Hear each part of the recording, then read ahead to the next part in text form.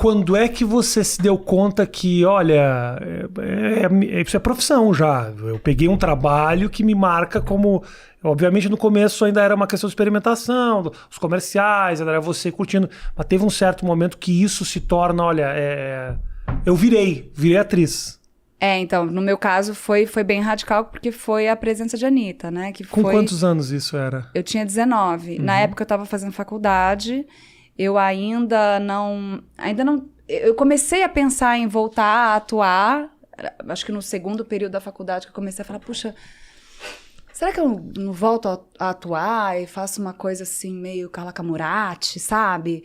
Que aí eu começo como atriz, aí depois eu viro diretora, comecei, né, a entrar nessa. Falei, puta, eu gostava de fazer teatro, né, e tal, não sei o quê. E aí me convidaram para fazer o teste da minissérie, porque o produtor de elenco, o Luiz Antônio Rocha, era produtor de elenco de uma publicidade que eu tinha feito, e aí ele tava chamando várias meninas e eu me encaixava no perfil. Tá. Ele falou, Mel, vem fazer o teste e tal. Aí fiz um teste, 2, 3, 4, e enfim, passei. Só que aí o que acontece? Aí você entra no maior veículo que havia, que há, né, até hoje aqui no Brasil. Com 19 anos. Com 19 anos, protagonista de uma série que estourou, que foi um marco da teledramaturgia. Então, assim, de repente, naquele momento, eu tinha uma opção de falar, não quero mais. Mas eu falei, não, eu vou continuar, embora soubesse os desafios que eu ia ter ali pela frente. Que tive e tenho até hoje. Não é uma profissão fácil, sabe? Não é uma profissão... É uma profissão que exige muita dedicação, exige que você abra mão de muitas coisas, que você saiba ouvir críticas. Enfim, é uma profissão realmente que exige muito estudo. As pessoas às vezes não sabem, né? Porque talvez não conheçam e tal. Mas aí ali eu falei, não, eu acho que eu quero continuar, eu quero fazer isso. E bem ou mal, eu tava indo de acordo com a onda que tava me levando, que tava me dizendo, olha, é isso, você é. E aí, então tá bom. Não, a Anitta foi um acerto de casting incrível. Você tinha que fazer aquele teste, porque realmente, assim... Você lembra quando você recebeu a informação de que você tinha pego? Porque com 19 anos, pegar um papel daquele tamanho na maior emissora, não do país, a quarta maior emissora do mundo, basicamente. Sim. Foi muito grande. Eu fiquei excitada e ao mesmo tempo nervosa, e eu tinha outros planos. Eu estava fazendo faculdade de cinema, eu estava estudando francês, porque eu queria fazer uma transferência para Sorbonne, eu queria fazer faculdade de cinema em Sorbonne, então... E aí, sabe assim, e aí de repente eu passo no teste e eu não pude continuar a faculdade porque eu tive que parar pra gravar, e aí de repente a minha vida que tava indo pra um lugar foi pra outro completamente diferente. E aí a partir dali eu fui traçando a minha trajetória, que é uma trajetória, digamos assim... heterodoxa, pra dizer o mínimo. Não é uma trajetória muito comum, mas assim, inclusive até a minha questão acadêmica, que você vê meu histórico, retomei agora. E aí agora eu vejo, puxa, eu gosto também desse lado, eu gosto de estudar, eu tenho pretensões acadêmicas. O que você tá fazendo agora? Você tá estudando o quê? Letra,s Ah, é? Legal. Eu estudo letras, tô assim, já era pra ter me formado, mas com a minha idade, trabalho, filho, não sei o quê, eu vou devagarzinho, mas tô indo. Tá. Né? Agora, te incomoda de alguma forma, Mel? Mais do que saber lá, daquele momento onde as coisas eram gigantes, te incomoda que aquilo tenha sido tão marcante, assim, a ponto de provavelmente tem gente que te encontra hoje e ainda te chama de Anitta. Isso de alguma maneira te incomoda. Você fez muita coisa depois. Muita coisa.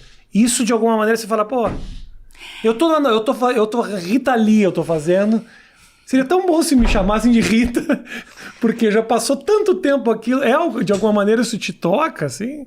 Eu acho que depois de tanto tempo você passa a entender. A entender e aí você já não tem uma coisa tão passional em relação a isso. Você já não leva tanto pra si. Igual a gente tava falando antes sobre a gente tem que se fortalecer e entender e tal.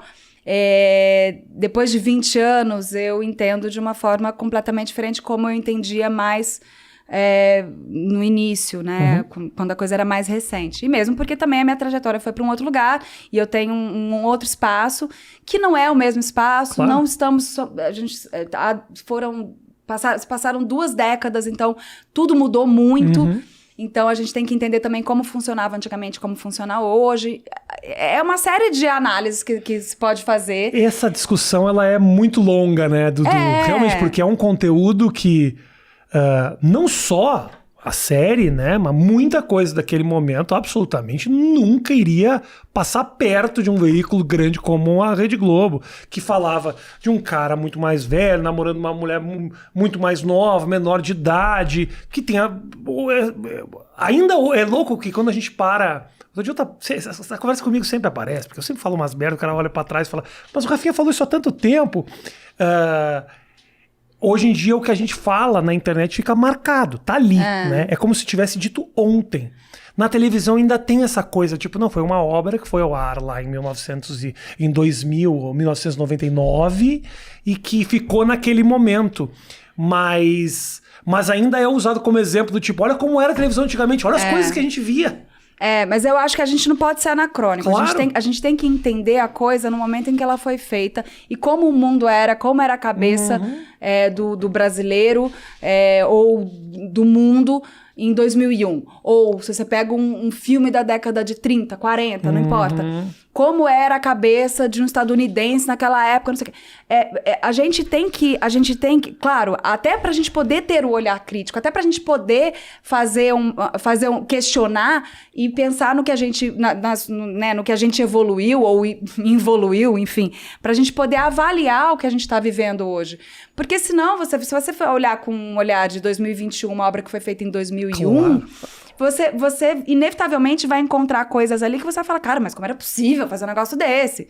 Sabe? Mas é preciso entender a obra na época em que ela foi feita. Você não pode deslocá-la do tempo em que ela foi feita. Quer dizer, claro, você pode. Mas assim, eu acho... Eu acho que, na verdade, você está fazendo você está sendo anacrônico, sabe? Você não está de acordo com o tempo que ela foi feita, para entender.